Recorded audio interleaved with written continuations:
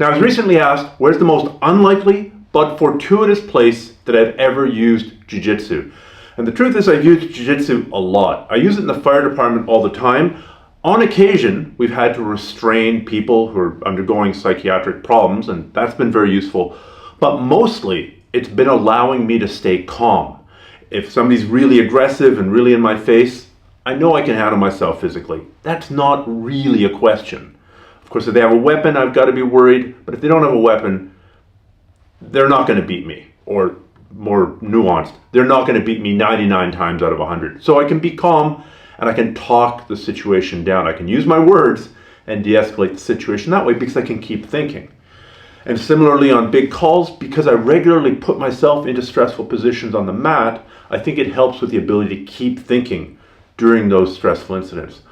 But that's not really the weirdest or the strangest place that I've ever used my jiu-jitsu skills. That has to be in a hospital. So about 8 years ago, I was dying of kidney failure. I had a genetic condition called polycystic kidney disease. My kidneys were shutting down. I was down at 12% function.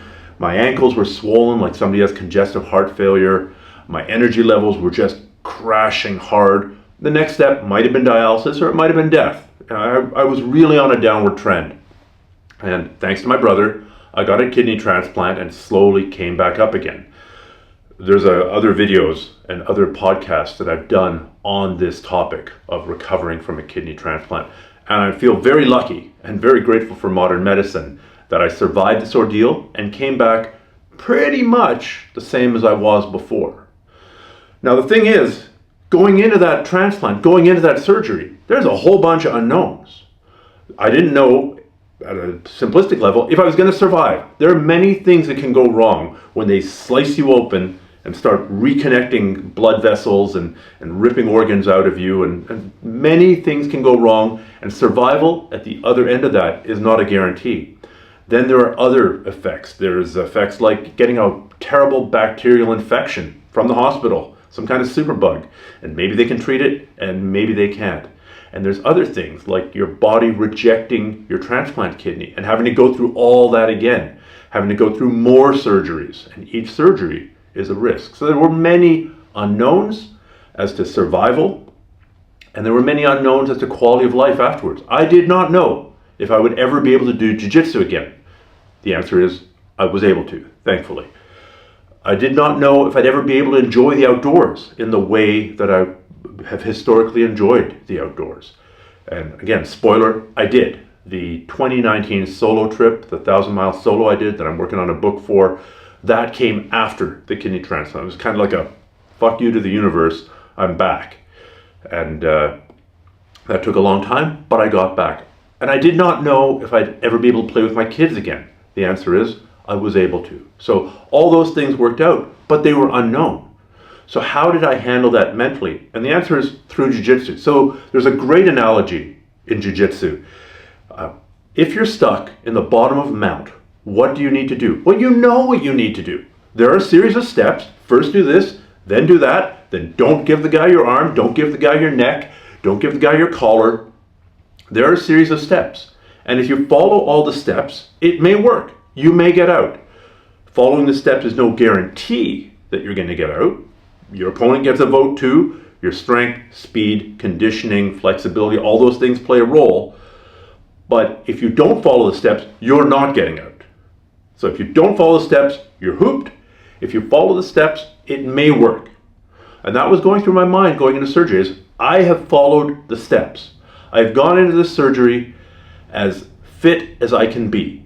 Even though I was dying, I was still trying to exercise. I was heavily limited in how hard I could exercise, but something was better than nothing. I went into that surgery as well hydrated as I could, as well nourished as I could. I'd followed all the procedures that I was supposed to follow prior to them. I'd made arrangements for if I didn't survive. How would my family be taken care of? I had covered that to the best of my ability. So I had ticked off all the controllable factors, and the other factors, the skill of the surgeon, the prevalence of bacteria that day floating around in the air in the hospital, the rejection or the acceptance of the organ, those were out of my control. Following the steps, that was within my control, and I had followed the steps to get ready for the surgery. There's a Roman Stoic philosopher called Epictetus, who I was introduced to by the writings of Ryan Holiday, who said, make the most of what is in your power and take the rest as it happens. Some things are in your control and some things are not in your control. Some things are up to you, some things are not up to you. So this is an old philosophy. That's 2,000 years old. People were thinking that 2,000 years ago, and Jiu-Jitsu taught me that lesson now.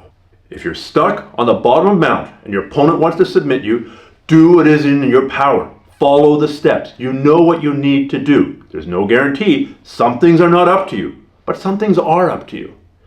If I was going into surgery, I had done everything that was in my power. Some things were up to me, and some things were outside of my sphere of control. And those I just had to let go. I had to trust the surgeon.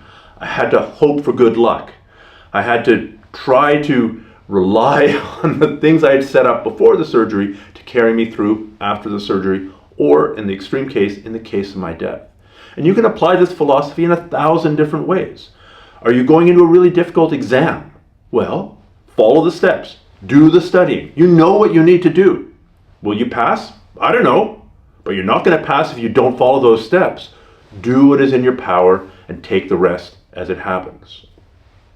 If you're trying to recover from a financial disaster, what do you need to do? You probably know what you need to do. You need to go to the mattresses and you need to build up again. Do what is in your power, take the rest as it happens. Some things are up to you and some things are not up to you. It's really applicable to any kind of challenge or calamity. Do you have cancer? Are you fighting cancer? Well, follow the steps. Do everything the doctors tell you to. Try and live as healthy as you can. Some things are up to you, some things are not up to you. But things are probably going to turn out worse if you don't follow that. Are you coming back from an injury? Are you dealing with aging parents, a sick child? Do the things that you can do. And then you'd have to come to a certain kind of acceptance of you've done everything that you can. You've checked every box in your list, and now you roll the dice. And hopefully things work out. But if they don't, you know that you did everything that was within your control. So that is the strangest place I've ever used my jiu-jitsu.